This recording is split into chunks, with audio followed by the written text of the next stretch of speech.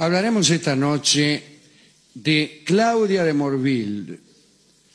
Es la historia de una impostura.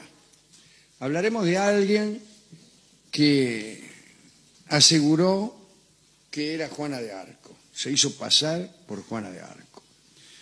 Dice la historia que después de oír voces angélicas que la intimaban a salvar a Francia de la base inglés, Juana de Arco quiso presentarse ante el rey francés Carlos VII para ofrecerle su ayuda. Era el año 1428.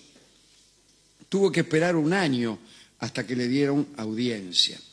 Y el relato de aquella entrevista es muy conocido. El rey se mezcló con sus cortesanos, se hizo el otario, se disfrazó de pichi y se sentó por ahí en una silla cualunque. E hizo que uno de ellos, uno de los cortesanos, se vistiera aparatosamente, se disfrazara de rey, se hiciera pasar por él. Lo sentó en el trono a un gil. Cuando Juana entró en la sala, se dirigió directamente al verdadero rey, sin hacer caso del que lo estaba figurando, ¿no? Se arrodilló entonces ante Carlos y le anunció que su misión era salvar Orleans de la ocupación inglesa. Carlos aprobó la expedición de Juana, convencido de su poder por la intuición que había tenido al reconocerlo aún sentado en un sillón secundario y vestido de pichi. En mayo de 1429, Juana liberó Orleans. Un año más tarde, Juana de Arco, traicionada por nobles franceses, nobles que recibían beneficios desde Inglaterra y que envidiaban la influencia que ella tenía sobre el rey francés, la apresaron y la entregaron a los ingleses. Se inició contra Juana un proceso de herejía y la quemaron en Rouen en mayo de 1431. Cuenta la crónica que la fe ingenua de sus contemporáneos no les permitía creer que aquella muchacha de 19 años hubiese muerto de forma tan dramática. En 1436, 5 años después del suplicio de Juana, apareció en Metz una mujer que decía ser la doncella de Orleans, Juana de Arco.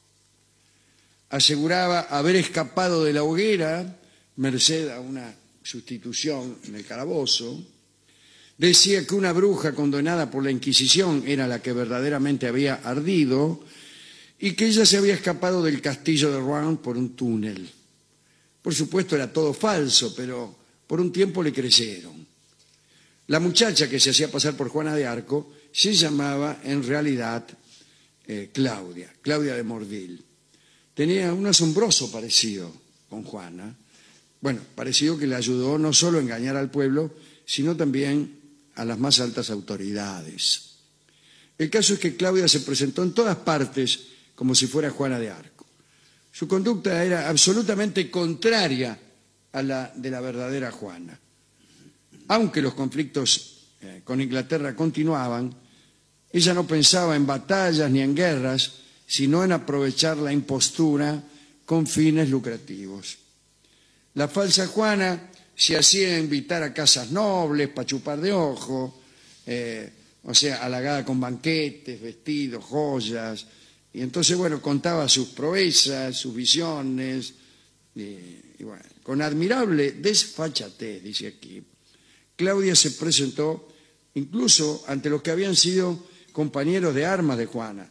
Ahí estaba nada menos que Gilles de Rais, el barba azul de Perrol, ¿no? El que conocemos nosotros como Barba Azul, era un personaje histórico llamado Gilles de Rais, que estuvo enamorado de Juana de Arco y que después se dedicó a casarse muchas veces para matar a las mujeres. Pero fue a ver a Gilles de Rais, que la había amado mucho sin lograr conquistarla, ¿no? Pero por entonces el tipo ya se dedicaba a cometer, como se ha dicho, los peores crímenes y depravaciones. Gilles de Rais cayó en la trampa y, maravillado por el milagro, rindió amor a la impostora, ¿no? Claudia de Morville recibió un castillo, cartas de amor y promesas de lealtad eterna. Cuando el enamorado comenzó a acercársele peligrosamente, Claudia se alejó de él para siempre. Marchó hacia Luxemburgo, donde le esperaba para agasajarla en el Palacio de Arlon el duque del lugar. Allí, Claudia fue cortejada por Ulrich de Württemberg, que también estaba de visita en lo del duque de Luxemburgo, ¿no?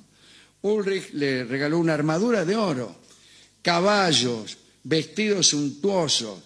A Claudia, más allá de los obsequios, le gustó aquel caballero y lo hizo su amante. Orgulloso, Ulrich se jactaba de haber destruido el apodo de doncella de Orleans, con que ya se la conocía a Juana desde el momento de su gesta, ¿no? Bueno, la verdad es que Claudia de Morville había perdido la doncellez hacía mucho tiempo. Más tarde, la falsa Juana abandonó a Ulrich y regresó a Metz. Allí conoció a un tal Robert de Sarmoise, con quien se casó. Se casó con Robert de Sarmoise y tuvo 2 hijos. Todos los días recibía en su casa ofrendas de antiguos soldados. A nadie parecía interesarle indagar acerca de semejante aparición. Todos estaban cómodos y contentos con el hecho de que Juana de Arco viviera entre ellos. En 1400 eso hubiera sido milagroso realmente. Pero en 1439, ambiciosa, ya cansada de tanto homenaje de segundo orden, quiso entrevistarse nada menos que con el rey Carlos VII, aquel que había recibido, en el episodio que contamos al principio, a la verdadera Juana.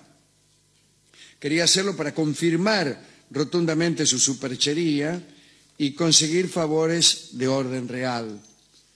Cuenta el cronista que cuando Claudia escribió a Carlos, el rey fingió aceptar encantado la visita.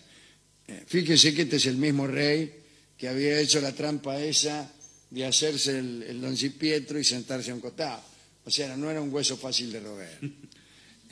La verdad es que en París habían llegado los rumores de una que se hacía pasar por Juana, y algunos consejeros escépticos se habían encargado de advertir al rey acerca de esa impostura. Y Carlos VII hizo lo mismo que había hecho con la verdadera Juana. Se disfrazó de otro y apareció un falso Carlos que se dirigió a la falsa Juana con gran solicitud. Y Claudia de Morville pisó el palito. Oh, su majestad, qué sé yo, le dijo al Pichi. Fue inmediatamente detenida, la encerraron, la amenazaron con tormentos e inmediatamente confesó que no era Juana de Arco. Entre los desengañados estaba nada menos que su marido, Robert de Sarmoise. Claudia de Morville fue condenada al destierro, pero antes fue puesta en la picota, en la puerta de la cárcel, para que una multitud la viera y la insultara. Bueno, le fue mejor que a Juana de Arco en ese sentido. Sí, pues en realidad sí, porque incluso ella no fue muy resignada. Dice la crónica que con lenguaje procaz insultaba a ella a la gente que se acercaba. O sea, le retrucaba, ¿no? En cuantito fue desatada, montó a caballo y se dirigió a Orleans, donde tuvo tiempo todavía de engañar a las autoridades locales antes de que llegaran allí las noticias de París. Ya con algún dinero volvió a visitar a Gilles de Retz, pero ella estaba a punto de ser conducido al patíbulo por sus crímenes. Después de esa visita, Claudia de Morville desapareció de la historia. Se conocen algunos documentos que atestiguan que se casó otra vez con un tal Jean Duillier y que vivió oscuramente en Anjou, y no sabemos cuándo murió. Qué linda historia, ¿no? Qué linda historia. Hemos ido a la discoteca, le contamos esto al discotecario, que enseguida dijo que para él sí creía en Claudia de Morville. ¿Qué creía? ¿Que era? Creía que era verdaderamente Juana de Arco. ¿De dónde salió? Y que los demás... Sí, es para hacerle la contra a usted. ¿Qué eres? No, porque él es de esa clase de persona que cree en la New Age, en Claudia de Morville, en el Triángulo de las Bermudas y en todo eso. Desconfía de las evidencias en general. Sí, claro, en las evidencias no creo. Eso no. Muy bien. me dio, le digo, deme un disco falso, de cosas falsas. Sí. Y me dio un disco hermoso, un tanguito chiquito y breve que canta Gardel y que se llama Falsas Promesas, dedicado a Claudia de Morville, la falsa Juana de Arco.